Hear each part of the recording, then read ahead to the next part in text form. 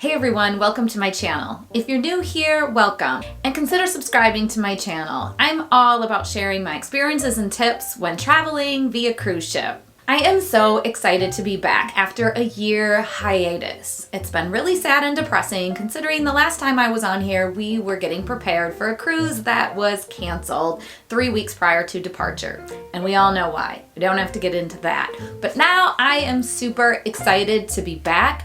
It sounds like cruising is right around the corner. I'm hearing even as early as July, which would be so exciting, although I probably wouldn't travel in the summer. But it's exciting to know that cruising may start up very soon in the United States.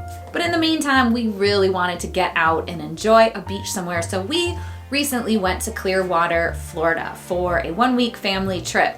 And we always traveled the budget airlines just because we find that we get fabulous deals by going that route. What I had found when talking to other people that there are so many misconceptions about budget airlines. And I wanted to clear those up for you now, in addition to giving some tips on how to do it and do it well. Now, the airlines that I'll be referencing today are Frontier, Spirit, Allegiant, and even Southwest. Southwest is more of a hybrid airline, which kind of falls right in between the traditional airlines and a budget airlines, but I still think it qualifies as budget. As a family of 4, flying the budget skies is necessary to keep our overall travel costs low, and it gives us the opportunity to vacation more often.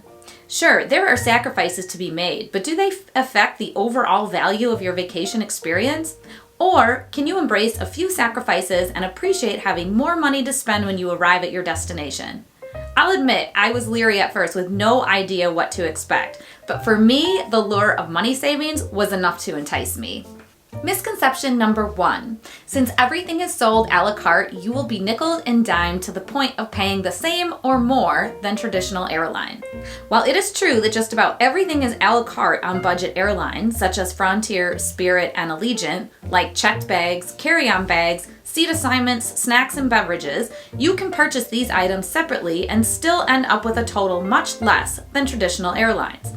What is nice about a la carte is you can choose which amenities or services you would like and don't end up paying for something you don't need.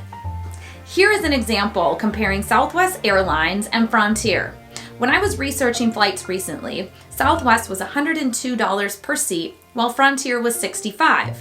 With Southwest, 2 checked bags are allowed with each ticket purchase. For the 4 of us, we only require 2 checked bags. The price per bag was $38, which brought our per ticket total to $84. That's a savings of $18 per ticket and $72 total. That savings could cover a meal once we arrive. Keep in mind, baggage fees vary per route and range from $20 to $50. Also, they cost the least while booking your flight. The price goes up the closer you get to your flight, so it's important to plan ahead what you're going to bring prior to booking your ticket. Misconception number 2. Budget airlines are never refundable. This depends on the airline, but what I did find is that all tickets are refundable within 24 hours. So if you make a mistake while booking or find a better rate, you can still cancel, as long as you do it quickly. Also, airlines will cancel or allow changes to your flight if they are delayed or they make a significant schedule change. The cancellation and change rates vary per airline, so do check the specifics on their website. Misconception number 3. You will have to pay for a printed boarding pass.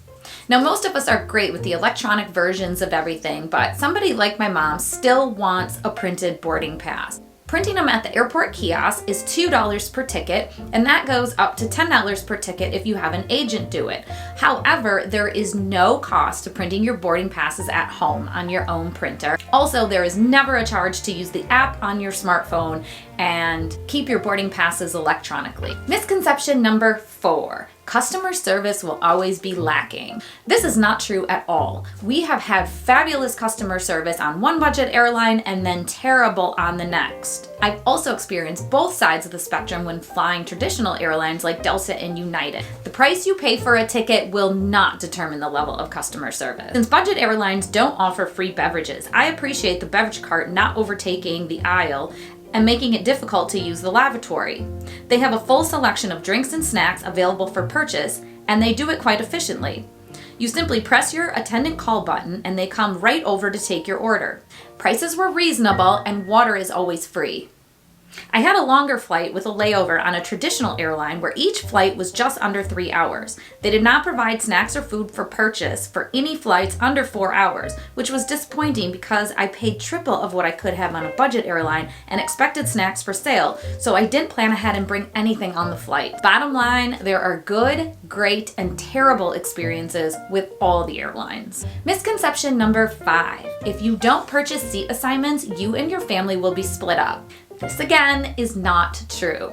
We are a family of 4 who have traveled the budget airlines numerous times, and we have never been split up. Every time we check in, we always receive our 4 seats right in a row. So 3 in one row and then 1 across the aisle. Now on this most recent trip, 6 additional family members came along with us, and they were one row ahead of us with 6 seats all the way across. So a little tip is to make sure that you check in on your computer or smartphone as close to 24 hours in advance as you can, because this is when most of the seats are still available, so you'll be pretty assured to get all your seats in a row. Now if you wait till the end, of course there is a chance if the flight is sold out and it is full and everyone checked in prior to you, there is a chance that you could be split up. But again, it is nothing we've ever experienced. Southwest, however, handles seat assignments a little bit different.